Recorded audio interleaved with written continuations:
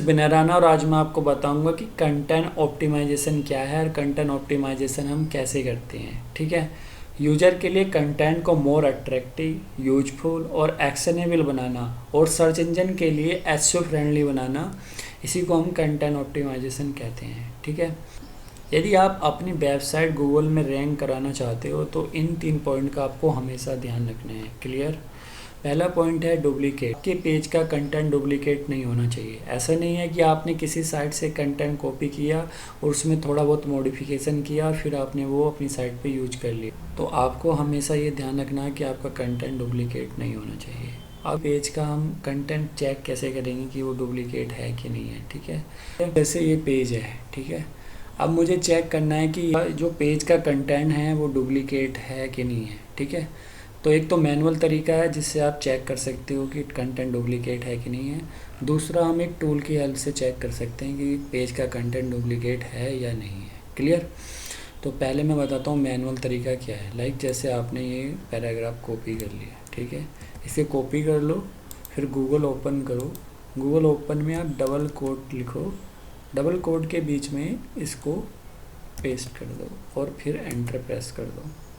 ठीक है, जैसे आप एंटर प्रेस करेंगे तो ये दिखा देगा कि किस किस वेबसाइट पे से कंटेंट कॉपी है।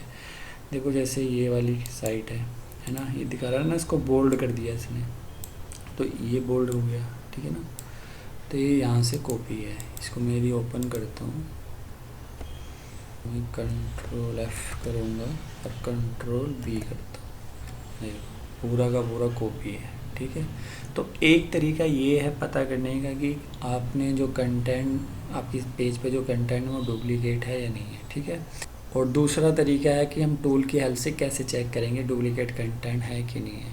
ठीक है, तो एक टूल है कॉपीस्केप। ठीक है, ये मैं वीडियो के डिस्क्रिप्शन में दे दूँगा। ठीक है, तो आप जैसे मुझे चेक करना है ये, तो मैं इसे कॉपी कर लेता हूँ URL को और इसको यहाँ पेस्ट कर देता हूँ। क्लियर। गो। जिस साइट से कंटेंट कॉपी है उस साइट का इसने URL दे दिया है। ठीक है, लाइक जैसे मैं फर्स्ट वाला खोल लेता हूँ, देखो जो गूगल दिखा रहा था वो ये दिखा रहा है। ठीक है,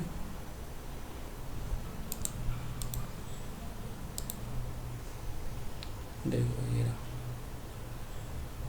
ये कॉपी है। ठीक है, दूसरी वेबसाइट भी है, यहाँ भी कॉपी है। ठीक है, तो ये हाईलाइट कर देता है जो भी कंटेंट कॉपी होता है। ठीक है, तो इस तरीके से हम चेक करते हैं कि डुप्लीकेट कंटेंट है कि नहीं।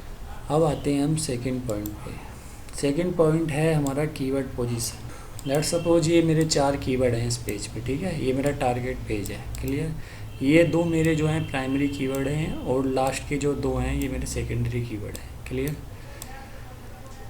करना क्या है कि जो मेरे जो प्राइमरी कीवर्ड हैं ये मेरे H1 हेडिंग में भी होने चाहिए। ये H1 हेडिंग है। ठीक है, तो देखो इसमें केक डिलीवरी इसमें आ रहा है, ऑनलाइन केक डिलीवरी आ रहा है, और ये दोनों कीवर्ड मेरे URL में भी आ रहे हैं। ठीक है, तो मेरी H1 हेडिंग में भी हो गई और URL में भी हो गई। ठीक है, जो इस पर इमेज लगी है इस पर भी हम जो ELT टैग यूज करते हैं उसमें भी हम लगा सकते हैं इसको। ठीक है, जैसे मैं आपको दिखा देता हूँ, जैसे ये इमेज है, देखो इसके ELT टैग्स में भी ये लिखा हुआ है, तो ऑनलाइन केक डिलीवरी इसमें भी आ रहा है। क्लियर। मेटा टाइटल और मेटा डिस्क्रिप्शन यूज करेंगे, उसमें भी ये चीज़ होनी चाहिए। जैसे केक डिलीवरी नोएडा, तो ऑनलाइन केक डिलीवरी इसमें आ रहा मेरा प्राइमरी कीवर्ड भी है। ठीक है, मेरे जो सेकेंडरी कीवर्ड हैं ऑर्डर केक ऑनलाइन या cake order in Noida. Clear, तो ये भी मेरी वेबसाइट में मेरे जो पेज है उसमें होनी चाहिए। जैसे ये मैंने यूज किया है कीवर्ड है, ये मैंने यूज किया है H2 हेडिंग में। ठीक है, और ये मैंने H3 हेडिंग में यूज किया है। ठीक है, ये H3 है। क्लियर। जो आपके प्राइमरी कीवर्ड है और जो आपके सेकेंडरी कीवर्ड है उनको आपको कंटेंट में भी यूज करना है।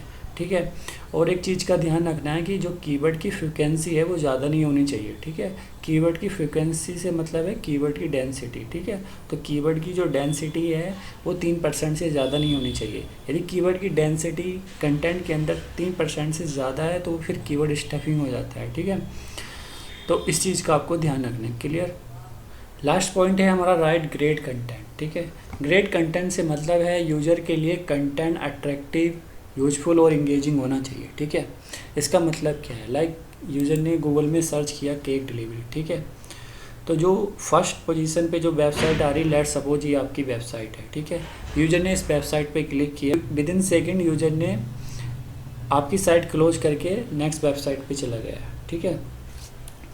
तो इसका इफ़ेक्ट क्या हुआ कि एक तो आपका ट्रैफिक गया तो बिजनेस भी गया, दूसरा गूगल के यूज़र का एक्सपीरियंस ख़राब हो गया, ठीक है। गूगल के यूज़र का एक्सपीरियंस क्यों ख़राब हुआ, क्योंकि जो आपने कीवर्ड टारगेट किया है उस कीवर्ड के अकॉर्डिंग आपका कंटेंट ऑप्टिमाइज नहीं है, मतलब कि वो यूज़र के लिए यूजफुल नहीं है, एंगेजिंग नहीं है, ठीक है। तो आपको कंटेंट ऑप्टिमाइज करना पड़ेगा। यदि आप कंटेंट ऑप्टिमाइज नहीं करेंगे तो आपकी रैंकिंग सफ़र करेगी, ठीक है। इसका आपको हमेशा ध्यान रखना है, ठीक है। इस टॉपिक के रिगार्डिंग यदि किसी की कोई प्रॉब्लम है तो आप मुझे बता सकते हैं। सी यू नेक्स्ट वीडियो।